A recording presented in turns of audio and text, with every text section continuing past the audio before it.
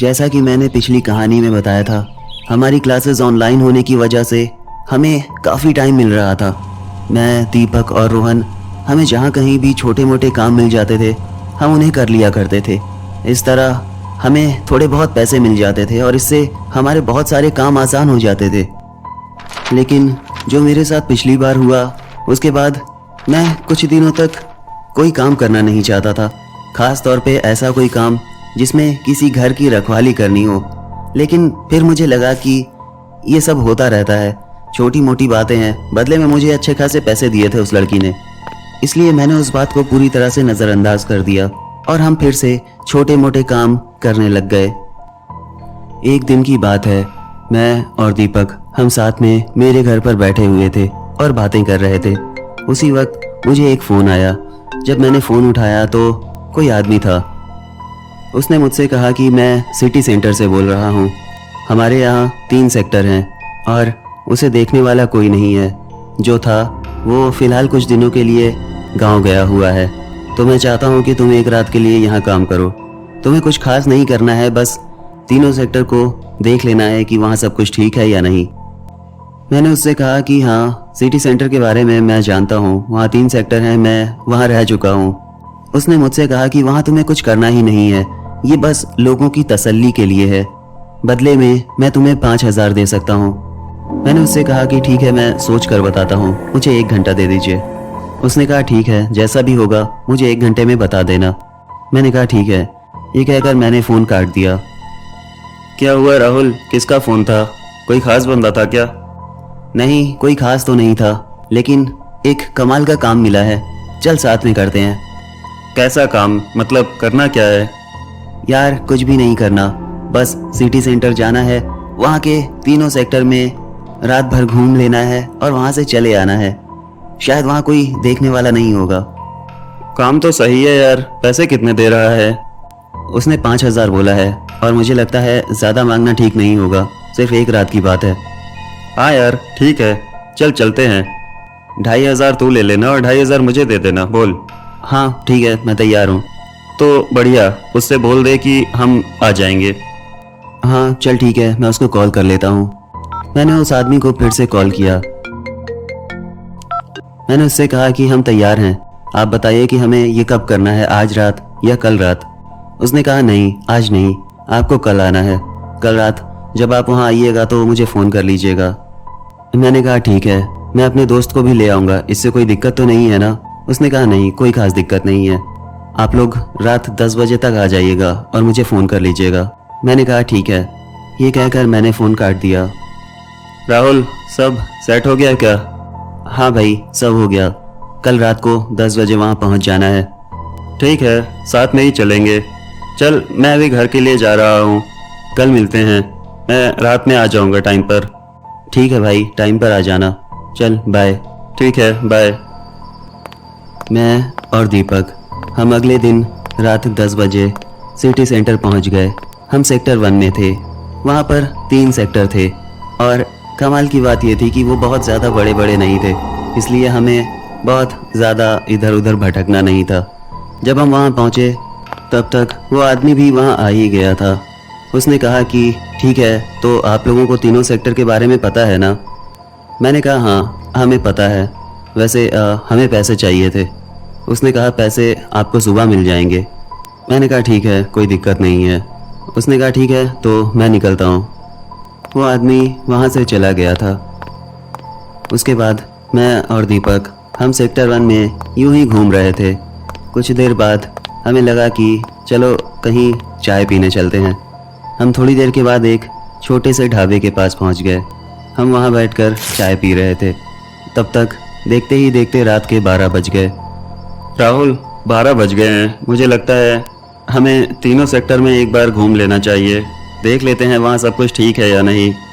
हाँ तू ठीक ही कह रहा है, चल चलते हैं, सेक्टर 1 से शुरू करेंगे। हाँ ये सही रहेगा, चल। मैं और दीपक हम पैदल टहलते हुए सेक्टर 1 में गए। हम पूरे सेक्टर में यूं ही घूमते रहे और बातें करते रहे। हमें इसमें बहुत मज़ा आ रहा था। फिर हम थोड़ी देर के बाद सेक्टर 2 पहुँचे। वहाँ भी हम यूं ही इधर उधर घूमते रहे।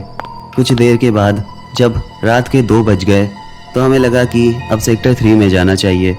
फिर हम सेक्टर 3 में चले गए और वहाँ भी हम यहाँ वहाँ घूमते रहे। आसपास बहुत सन्नाटा था। फिर हम एक जगह पर जाकर चुपचाप बैठ गए। यार राहुल, ये काम बढ़िया था। मतलब कितना मज़ा आ रहा है इसमें, और हमें बदले में इतने पैसे मिल रहे हैं। हाँ यार, ये भी सही कहा तूने। हम बैठे हुए थे और बातें कर ही रहे थे। उसी वक्त हमारी नज़र सामने पड़ी। कुछ दूर पर एक आदमी था। उसने ज़ोर से आवाज़ देकर कहा, हेलो बच्चों, मैं सेक्टर 4 से हूँ और मेरे घर की चाबी कहीं गिर गई है। मैं चाहता हूँ कि तुम लोग मेरे साथ सेक्टर 4 में चलो और मेरे घर का दरवाज़ा खोलने में मेरी मदद करो। सर, आपको कोई गलत फहमी हो गई है। यहाँ सिटी सेंटर में सिर्फ 3 सेक्टर हैं। यहाँ कोई सेक्टर 4 नहीं। नहीं बेटा, तुम नहीं समझ रहे हो। यहाँ सेक्टर 4 भी है। मैं तुम्हें दिखा सकता हूँ। अच्छा, अगर ऐसी बात है तो हम ज़रूर देखना चाहेंगे। क्यों राहुल? हाँ सही बात है, मैं भी देखना चाहता हूँ। ठीक है, तो मेरे साथ चलो। हम उस आदमी के साथ घूमते हुए आगे बढ़ रहे थे। वो सेक्टर 3 से भी आगे जा रहा था। मैंने उससे कहा, सर आपको पता नहीं है, आगे बस जंगल है। नहीं, तुम लोगों को नहीं पता। बस मेरे साथ चलो, मैं दिखाता हूँ। ठीक है, चलिए। हम आगे बढ़ते गए और जब हमने जंगल क्रॉस कर दिया तो उसके बाद मैंने देखा कि वहाँ सेक्टर 4 का बोर्ड लगा था। ये बहुत ही अजीब बात थी। इसे देखकर मैं और दीपक दोनों ही हैरान थे। मैं वापस घर के लिए लौट रहा था, लेकिन रास्ते में जो चर्च है, शायद वहीं पर मेरे घर की चाबी गिर गई। पता नहीं कैसे हुआ ये सब कुछ। नहीं नहीं नहीं नहीं सर, आप समझ नहीं रहे हैं। यहाँ कोई चर्च भी नहीं है और मुझे नहीं पता कि ये सेक्टर 4 कैसे आया। तुम्हें नहीं पता?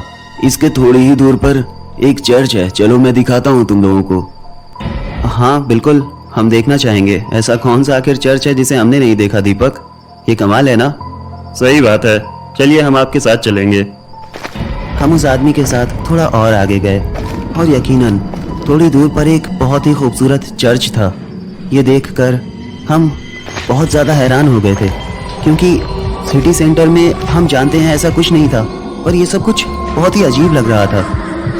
ओए राहुल, वो देख, वहाँ पर कुछ चमक रहा है। शायद कोई चाबी है। तो यहीं रुक, मैं लेकर आता हूँ। दीपक उस चाबी को वहाँ से उठाकर वापस लेकर आया। मैंने उस आदमी से कहा, सर क्या यही आपके घर की चाबी है? उसने कहा, अरे वाह, यही तो चाबी थी। बहुत बहुत शुक्रिया बच्चों तुम लोगों का। चलो मैं तुम्हें अपने घर ले चलता हूँ, चाय पी लेना। मैंने घड़ी की तरफ देखा, रात के 3 बज रहे थे। मैंने कहा कि नहीं, थैंक यू सो मच, लेकिन मुझे नहीं लगता कि हमें आपके घर जाना चाहिए। अरे बेटा, घबराने की बात नहीं। मैं अकेले रहता हूँ। मुझे बहुत खुशी होगी तुम लोग अगर मेरे घर आओगे। चलो मेरे साथ। ठीक है, चलिए चलते हैं। मैं और दीपक हम उस आदमी के साथ उसके घर तक गए। हम उसके घर में बैठे और उन्होंने हमें चाय पिलाई और यूं ही हम कुछ बातें कर रहे थे। तुम जब चाहो मेरे घर आ सकते हो, मुझे बहुत खुशी होगी। तुम लोगों ने मेरी मदद की है। नहीं, ठीक है, बहुत बहुत शुक्रिया आपका, लेकिन मुझे लगता है अब हमें यहाँ से जाना चाहिए, क्योंकि सुबह के 5 बजने वाले हैं। हमारा काम भी खत्म हो गया है। ठीक है, अगर तुम लोग जाना चाहते हो तो जा सकते हो। हम वहाँ से निकल गए। दीपक ने कहा, यार ये कमाल का आदमी था ना। मतलब इतने अच्छे लोग भी होते हैं और बहुत कम होते हैं। हाँ यार, ये बात तो सही है, पर मुझे पता नहीं था यहाँ सेक्टर 4 है और कोई चर्च भी। मुझे भी नहीं पता था। चल, वैसे हमारा काम खत्म हो गया, मज़े करते हैं चल के। हम जब वापस अपने घर पहुँचे और घड़ी की तरफ देखा दीवार पर, तो 3 बज रहे थे। ये देखकर हम दोनों ही हैरान थे। यार राहुल, वहाँ तो 5 बज रहा था, यहाँ 3 क्यों बज रहे हैं? यार मुझे नहीं पता, मेरी घड़ी में भी 3 बज रहे हैं। तेरी घड़ी में देख। यार 3 बज रहे हैं, क्या देखूं? और ये कैसे हो सकता है? भाई कुछ तो गड़बड़ है। वापस चलते हैं यार। चल उसी सेक्टर में चलते हैं, वो सेक्टर 4 जो था। ठीक है, बाइक निकालते हैं। हाँ ये सही रहेगा। हम बाइक लेकर सेक्टर 3 में पहुँचे। और हम उसके आगे गए, जंगल के पास जहाँ से सेक्टर 4 शुरू हुआ था। लेकिन अजीब बात थी, वहाँ कुछ नहीं था। राहुल, ये कैसे हो सकता है? मेरे भाई, यहाँ पर सेक्टर 4 था, हम उस आदमी के घर आए थे, तुझे याद है ना? ये कोई सपना नहीं था। हाँ यार, ये तो मैं भी सोच रहा हूँ। अच्छा मेरी बात सुन, यहाँ से राइट साइड में एक बड़ा सा चर्च उसने दिखाया था, तुझे याद है? यहीं से रास्ता गया था। चल वहाँ चलते हैं। हम अपनी बाइक लेकर उस चर्च के पास गए, पर जब हम वहाँ पहुँचे तो वहाँ कोई चर्च भी नहीं था। ये बात बहुत ही ज़्यादा अजीब थी। भाई चल निकलते हैं यहाँ से, मुझे कुछ भी ठीक नहीं लग रहा। भाई दीपक, मुझे लगता है यार ये कोई लूप होल था, मतलब कोई ऐसी दुनिया जिसका दरवाज़ा खुला हो। तेरा मतलब है वो लूप होल जिससे दूसरी दुनिया के अंदर पहुँचते हैं? हाँ बिल्कुल सही, मैं पक्का बता रहा हूँ। इस जंगल के बीच में ही कहीं ना कहीं एक लूप होल है जहाँ से हम वहाँ पहुँचे थे, तू देख लेना। ये हो सकता है, मैं तेरी बात से सहमत हूँ, लेकिन फ़िलहाल यहाँ से निकलते हैं। हाँ चल ठीक है। उस दिन हम वापस घर आ गए, लेकिन मैं कई बार सिटी सेंटर में इधर उधर घूमता रहा, लेकिन कभी भी मुझे सेक्टर 4 नहीं मिला और ना ही वो चर्च। मैं गूगल पर सर्च करता रहा और आगे भी करता रहूँगा, और मुझे उम्मीद है कि मैं इस पहेली को कभी ना कभी सुलझा लूँगा। हेलो दोस्तों, मैं हूँ दीपक। और मैं हूँ रोहन। दोस्तों, हम उम्मीद करते हैं कि आपको ये वीडियो पसंद आया होगा। जाने से पहले प्लीज़ वीडियो को लाइक कर देना, हो सके तो वीडियो को शेयर करना और कमेंट करके ज़रूर बताना कि आपको ये वीडियो कैसा लगा। वैसे हम आपको बताना चाहेंगे कि अगर आप हमारे चैनल पर पहली बार आए हैं तो प्लीज़ हमारे चैनल को सब्सक्राइब ज़रूर करना, साथ ही साथ नोटिफिकेशन बेल को भी दबा लेना, जिससे कि हमारा वीडियो आते ही आपको फ़ौरन पता चल जाए। दोस्तों, वैसे मैं आपको बता दूं कि इसके अलावा हमारे पास कुछ और ख़ास बातें हैं।